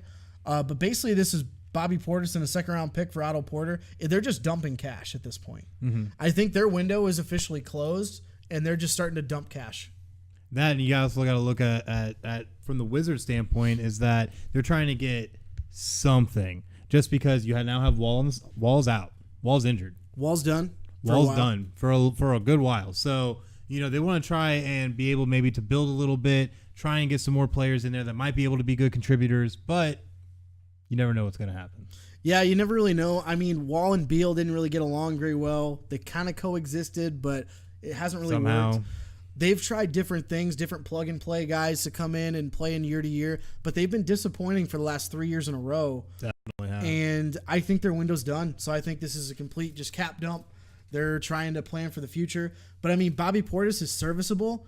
You could have gotten way more for Otto Porter Jr. than Bobby Portis and a second-round pick. Yeah. I think you could have gotten a first-rounder from him, probably from, like, the Kings or something, because the Kings always make dumb trades like that. Yes, But, they most definitely do. but yeah. Even though they kind of made their own little move where Harrison Barnes has now gone to the Kings for Justin Jackson and Zach Randolph. It's funny that I just said that because So funny. the Kings, to me, I scratch my head with almost every move they do. So I know in this move, Zach Randolph, he's meeting with Dallas, but I don't expect him. And from kind of what I've been reading, don't expect him to even suit up for Dallas. He's just going to get released right away. That's what I heard. But Justin Jackson is another great young asset. When the Dallas went and signed Harrison Barnes, they were just hoping that he could improve on what he's doing in Golden State, which he did some of. But he did a little. At this point, the relationship is just not great as it was a few years ago. So I mean, this is a smart move, and for the Kings, this is going to put a little bit more butts in the seats. I think that's what they're looking for. Yeah, which those seats sit usually pretty empty in Sacramento. Yeah, but they have a good young core. Like they need a guy. Harrison Barnes is going to be good for the defensive end because now you have a bigger, longer player. So you don't have to have Iman Shumpert trying to guard the Kevin Durant's and the LeBron Jameses of the world. Which will definitely make a huge impact. Huge difference. I mean, Shumpert's only 6'5", and he's a defensive guy, but he guards guards. Barnes can actually guard guards, forwards. He's a pretty good player, so we'll see how that turns out for him. He's a little bit more diversified when it comes on that end of the court. But another big move, I guess you could say, would be... And before you get to that, Sacramento is a game out of the playoffs right now. They've been playing really well. So That they are. I think this will be a move that could push them into a potential playoff spot. And who knows, that could end up being a leap forward for future years for them to actually maybe start getting some success going because, let's be honest, the Sacramento Kings, they have been dying in Sacramento. I loved watching them when Bibby and Weber and Divock were there. And it was nice, Stojakovic. But what have they done since? Well, they basically mortgaged their future, and they don't have great leadership. They don't have great ownership. That's they their big finally problem. do have decent ownership, which is good for them because Sacramento is a great NBA city. It's a great basketball city. They almost ended up leaving Sacramento at one point because of the ownership. Yeah, and the fans basically decided that, hey, we need to stick behind our team. So props to them. But Sacramento's a great NBA city. But I'm really hoping that they can get some success now out of this trade. But now we have the Pelicans, Nikolai Moratek, to the Bucks for Jason Smith and Stanley Johnson. Mirotic. Sorry, I get so bad with these, crazy Eastern European players that keep coming over. This is a great trade. So Jason Smith is a guy who's kind of he's a vet. He bounced around quite a bit, but he's a good outside shooter. He's a 7-footer, but he doesn't play in the post. He's a decent rebounder, great outside shooter. So Stanley Johnson is actually just got traded by the Pistons to the Bucks. Yep, and now the Bucks are flipping right around, trading him again. They straight up traded him for Thon Maker, which I'm kind of surprised about. I can talk about that one next, but the Stanley Johnson, he's a bust. Yes. I didn't like the pick when we first got him in Detroit anyway, but Mirotic is going to be a great player for the Bucks to make a playoff push. But I think the Pelicans are they're going to start rebuilding. Yeah, and whether it be with or without Anthony Davis, it seems like. And the thing I look at too is that with the Bucks definitely are trying to build up more because they do have a great player in a name I also cannot pronounce anymore. So you got him out there making all kinds of moves and playing great. So I feel like the Bucks at this point are really trying to just get something around him to try and prop him up and get him into the playoffs. Antetokounmpo. No, we'll try on our next episode. Antetokounmpo. So that's gonna be your test. I'm gonna test you next episode. You're gonna get a pop quiz. It's not even a pop quiz. You know it's coming. I'm gonna sit here with phonetics just up on my computer. Antetokounmpo. So phonetic pronunciations. But I think it's good because they have a lot of shooters around Giannis. But I think Mirotic is going to help bring those centers out to the 3-point line a little bit, and let Giannis drive a little bit more. But he's also a great rebounder, pretty good defender. So it's going to be a good trade. I think so too. But another really, really big trade with blockbuster trade. Blockbuster trade, most definitely, is the Grizzlies trading Marc Gasol to the Toronto Raptors for 3 players and a 2024 second-round pick. And the Grizzlies, though, are keeping Mike Conley. Yeah, I was kind of surprised. I thought they would trade both by the deadline. Definitely not together, but to two separate transactions. Conley's a good player, but I thought they would have traded him for sure. Most definitely. Gasol, he's going to the Raptors. We talked about this before the show. Yes. The Raptors, I wouldn't be surprised they make the finals now. Oh, I'm calling it now. And this is my bold prediction. Toronto Raptors are going to the finals. They beat Boston? They beat Boston. In 7 games. It'll take all 7. All 7 games. All 7 games. You heard it here first. Heard it here first. Toronto beats Boston in Boston. Yes, in Boston in a pivotal Game 7 to send the Toronto Raptors to the NBA Finals. All right. Well, that's good. I want to see if that happens. But I think that's a great trade from there.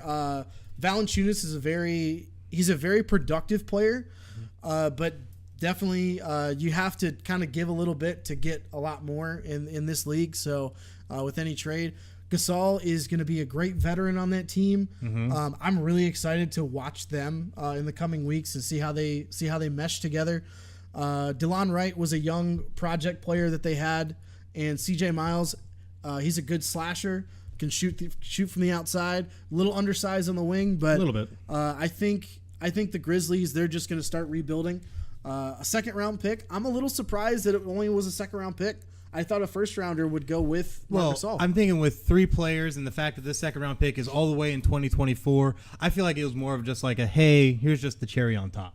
Well, they had to do it for cap reasons too, because Toronto is they don't have a lot of cap space, so you had to trade guys that have similar contracts. That's where Valanciunas and for Gasol came into play. Most definitely. But I thought for sure that a first round pick would have been involved at some point.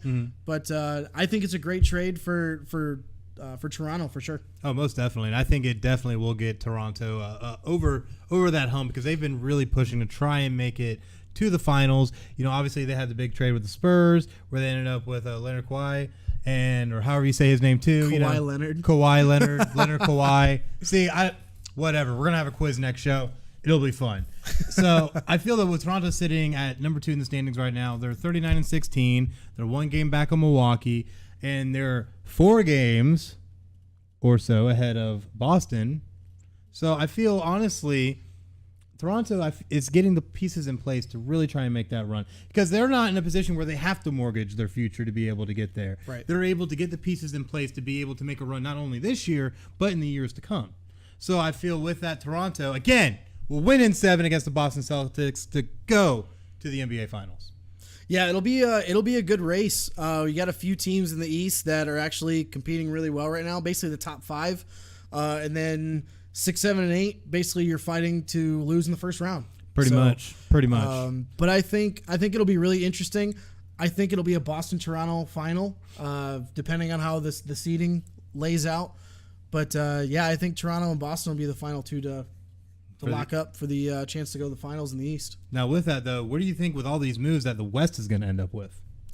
The West is basically, I think it's not only just a one-horse race with the Warriors this year. You look at Denver is playing out of their minds this year. Which I did not think was going to happen. Nobody did. Nobody thought the Denver Nuggets were going to be playing as well as they are. I think they kind of fall off a little bit to end the season, but they're still obviously going to make the playoffs. They're probably, I don't see them getting to the conference finals, but the Thunder have been playing extremely well as all year long. Mm-hmm. They've been playing defense, which has been kind of their backbone.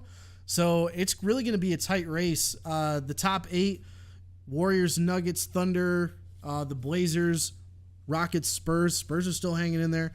Utah and the Clippers. I think all of those teams, maybe the Clippers fall out. Honestly, I could see the bottom 2, the Jazz and the Clippers falling out. I think the Mavs will make it in. And I think if Sacramento can get things rolling, they possibly could get in as well. Yeah, it depends. It's really going to depend on who the Lakers get for their buyout too. That's going to be a big thing. Because with them not making a trade for Anthony Davis and making a bunch of minor trades, mm-hmm. I think their game will improve a little bit. But they're still without LeBron. They're horrible. Yes. They're a bottom rung team. But what I worry about with the Lakers is that with all this turmoil now that everybody's going to have to come back into this locker room together, try to build this chemistry back up, because now you're going to have a lot of inner turmoil. Like you said, we've had people yelling at coaches. Now I think at this point, players are going to be getting at players. And unless they do something monumentous, I see, at least for the foreseeable future, the next 2 to 3 weeks, you're going to see them drop some games. They might be about 500 if they're lucky. They just suffered their worst loss in LeBron's career to the Pacers, I believe. Of all teams, who's without Oladipo. Yeah, without Oladipo. And I honestly think the Pacers are going to drop off with Oladipo out. Absolutely. But they took it to the Lakers, and you could clearly see LeBron was not happy. He definitely was not. But I think that was a sign by the team, though, to say LeBron, like, okay, you want to trade all of us? We're just going to not play. We're just going to give up. Well, on the flip side, if that truly was the approach, do you think that maybe this team comes together and like, you know what? This is what happens when you try this crap with us. So at the end of the day, let's try and make something happen. I foresee a players-only meeting in the very near future for the LA Lakers. Yes, keep your eyes open. I bet you it'll happen within the next week or two. It's going to happen definitely within the next week because we got the All-Star breaks coming up. So that'll be a lot of fun playing in Charlotte this year. Oh, yeah. That'll be a lot of fun to check out. But usually right at that All-Star break, that's when you start seeing teams come together. You can see the buyouts happen, so players will latch on to contending teams. I don't think the Lakers get a whole lot of action the rest of the year as far as signings. So they're sitting 500 right now. So I think they might be on the outside looking in for the playoffs. I agree. For the first time in a long time for LeBron James, and that makes me really happy. It makes me very happy too. But what also makes me scared about it is that this could be a wake-up call going into next season. I think you see a lot. If that happens where they miss the playoffs, LeBron's definitely not leaving. No, definitely not. That young core, they're all gone. Mm-hmm. They're all gone because they're going to trade. Mass exodus. They're basically going to do what the Cavaliers did the last few years of LeBron's tenure. They're going to start trading for all these old, aging vets that can help them win right now because that's all that matters to LeBron, which I don't blame him, but he hemorrhages teams' futures because he keeps them ransom like the Cleveland Cavaliers. He kept signing one-year deals with Cleveland because he's like, I want you to help me win. But I want to be in Cleveland. Even though he had already been in Cleveland, left Cleveland, went to Miami, won championships, while Cleveland ended up becoming a bottom dweller, to go back, like you said. And I feel the same thing's going to end up happening with the Lakers, is that he's going to end up being there for a little bit, and it's going to end up being the same thing. If they're able to get some success and maybe win a championship, it's going to end up being the same thing that he did in Cleveland. One-year deal. One-year deal. I don't see him getting a championship at all when he's with the Lakers. I hope he doesn't get a championship at all, period. Yeah, from here on. I wouldn't be mad if he didn't win another one. I wouldn't be mad. But you know what? It's been a great trade deadline. A lot of great moves. Like you said, this was probably one of the most active trade deadlines in most recent memory in the NBA. And it's definitely did not disappoint with some of the moves or non-moves, as the case may be. Yeah. But you know what? That brings us to the very end of our episode and our final thoughts. So I feel I had a real great time. You know, a lot of great stuff that we covered. And, you know, I do have to say rest in peace to the Bud Knight. And I'm sorry the Mountain did that to you. But it's okay. He does it to everybody. It was a great callback to one of the episodes in previous seasons. It really was, and I really can't wait till the new season debuts. I'm actually running the entire series right now as we speak. You're catching up. Well, you know, I'd already watched it all, but, you know, I always like to get everything a little fresh right before I start something new. So, you know, we'll see how it works out. But any final thoughts from you, Craig? I'm going to look forward to seeing what's going to happen in the buyout market after the trade deadline for the NBA. I'm really excited for the draft. It's going to be a lot of fun. Oh, yeah. Spring training is right around the corner. Pitchers and catchers report very soon. Oh, yes. So I'm going to be excited. I'm definitely going to be in Lakeland a few times, check out my Tigers. But I'm excited. And college basketball is right in the meat of the season. So because we got March Madness right around the corner. Right around the corner next month. Oh, yes. And I most definitely am looking forward to spring training, you know, with my Boston Red Sox, defending champions. So, you know, I definitely want to see what we can do, and definitely going to try and catch them. But I'm more excited than anything for the NFL draft, which we will be coming with our draft preview in the coming months in the lead up to the NFL draft. So definitely make sure you keep your eyes peeled for that one. But again, Craig, thank you for coming on. It's always a pleasure. Yeah, thanks for having me, man. It's been awesome. We might actually have to keep you around, even though you're a Michigan fan. Well, I appreciate it. Thank you. Yeah, no problem. Anytime. Yeah. But again, this has been Chris and Craig of Podcast City Network's Final Score. Make sure that you keep up to date with everything that we have going on by going to all of our social media outlets on Facebook at /PCN Final Score. On Twitter now, make sure you go on Twitter at PCN Final Score. And of course, you can always find all of our latest episodes and information on podcastcity.net. And again, it's been a pleasure. Thank you for joining us, and catch us next week when we bring you an all-new episode. Have a great night.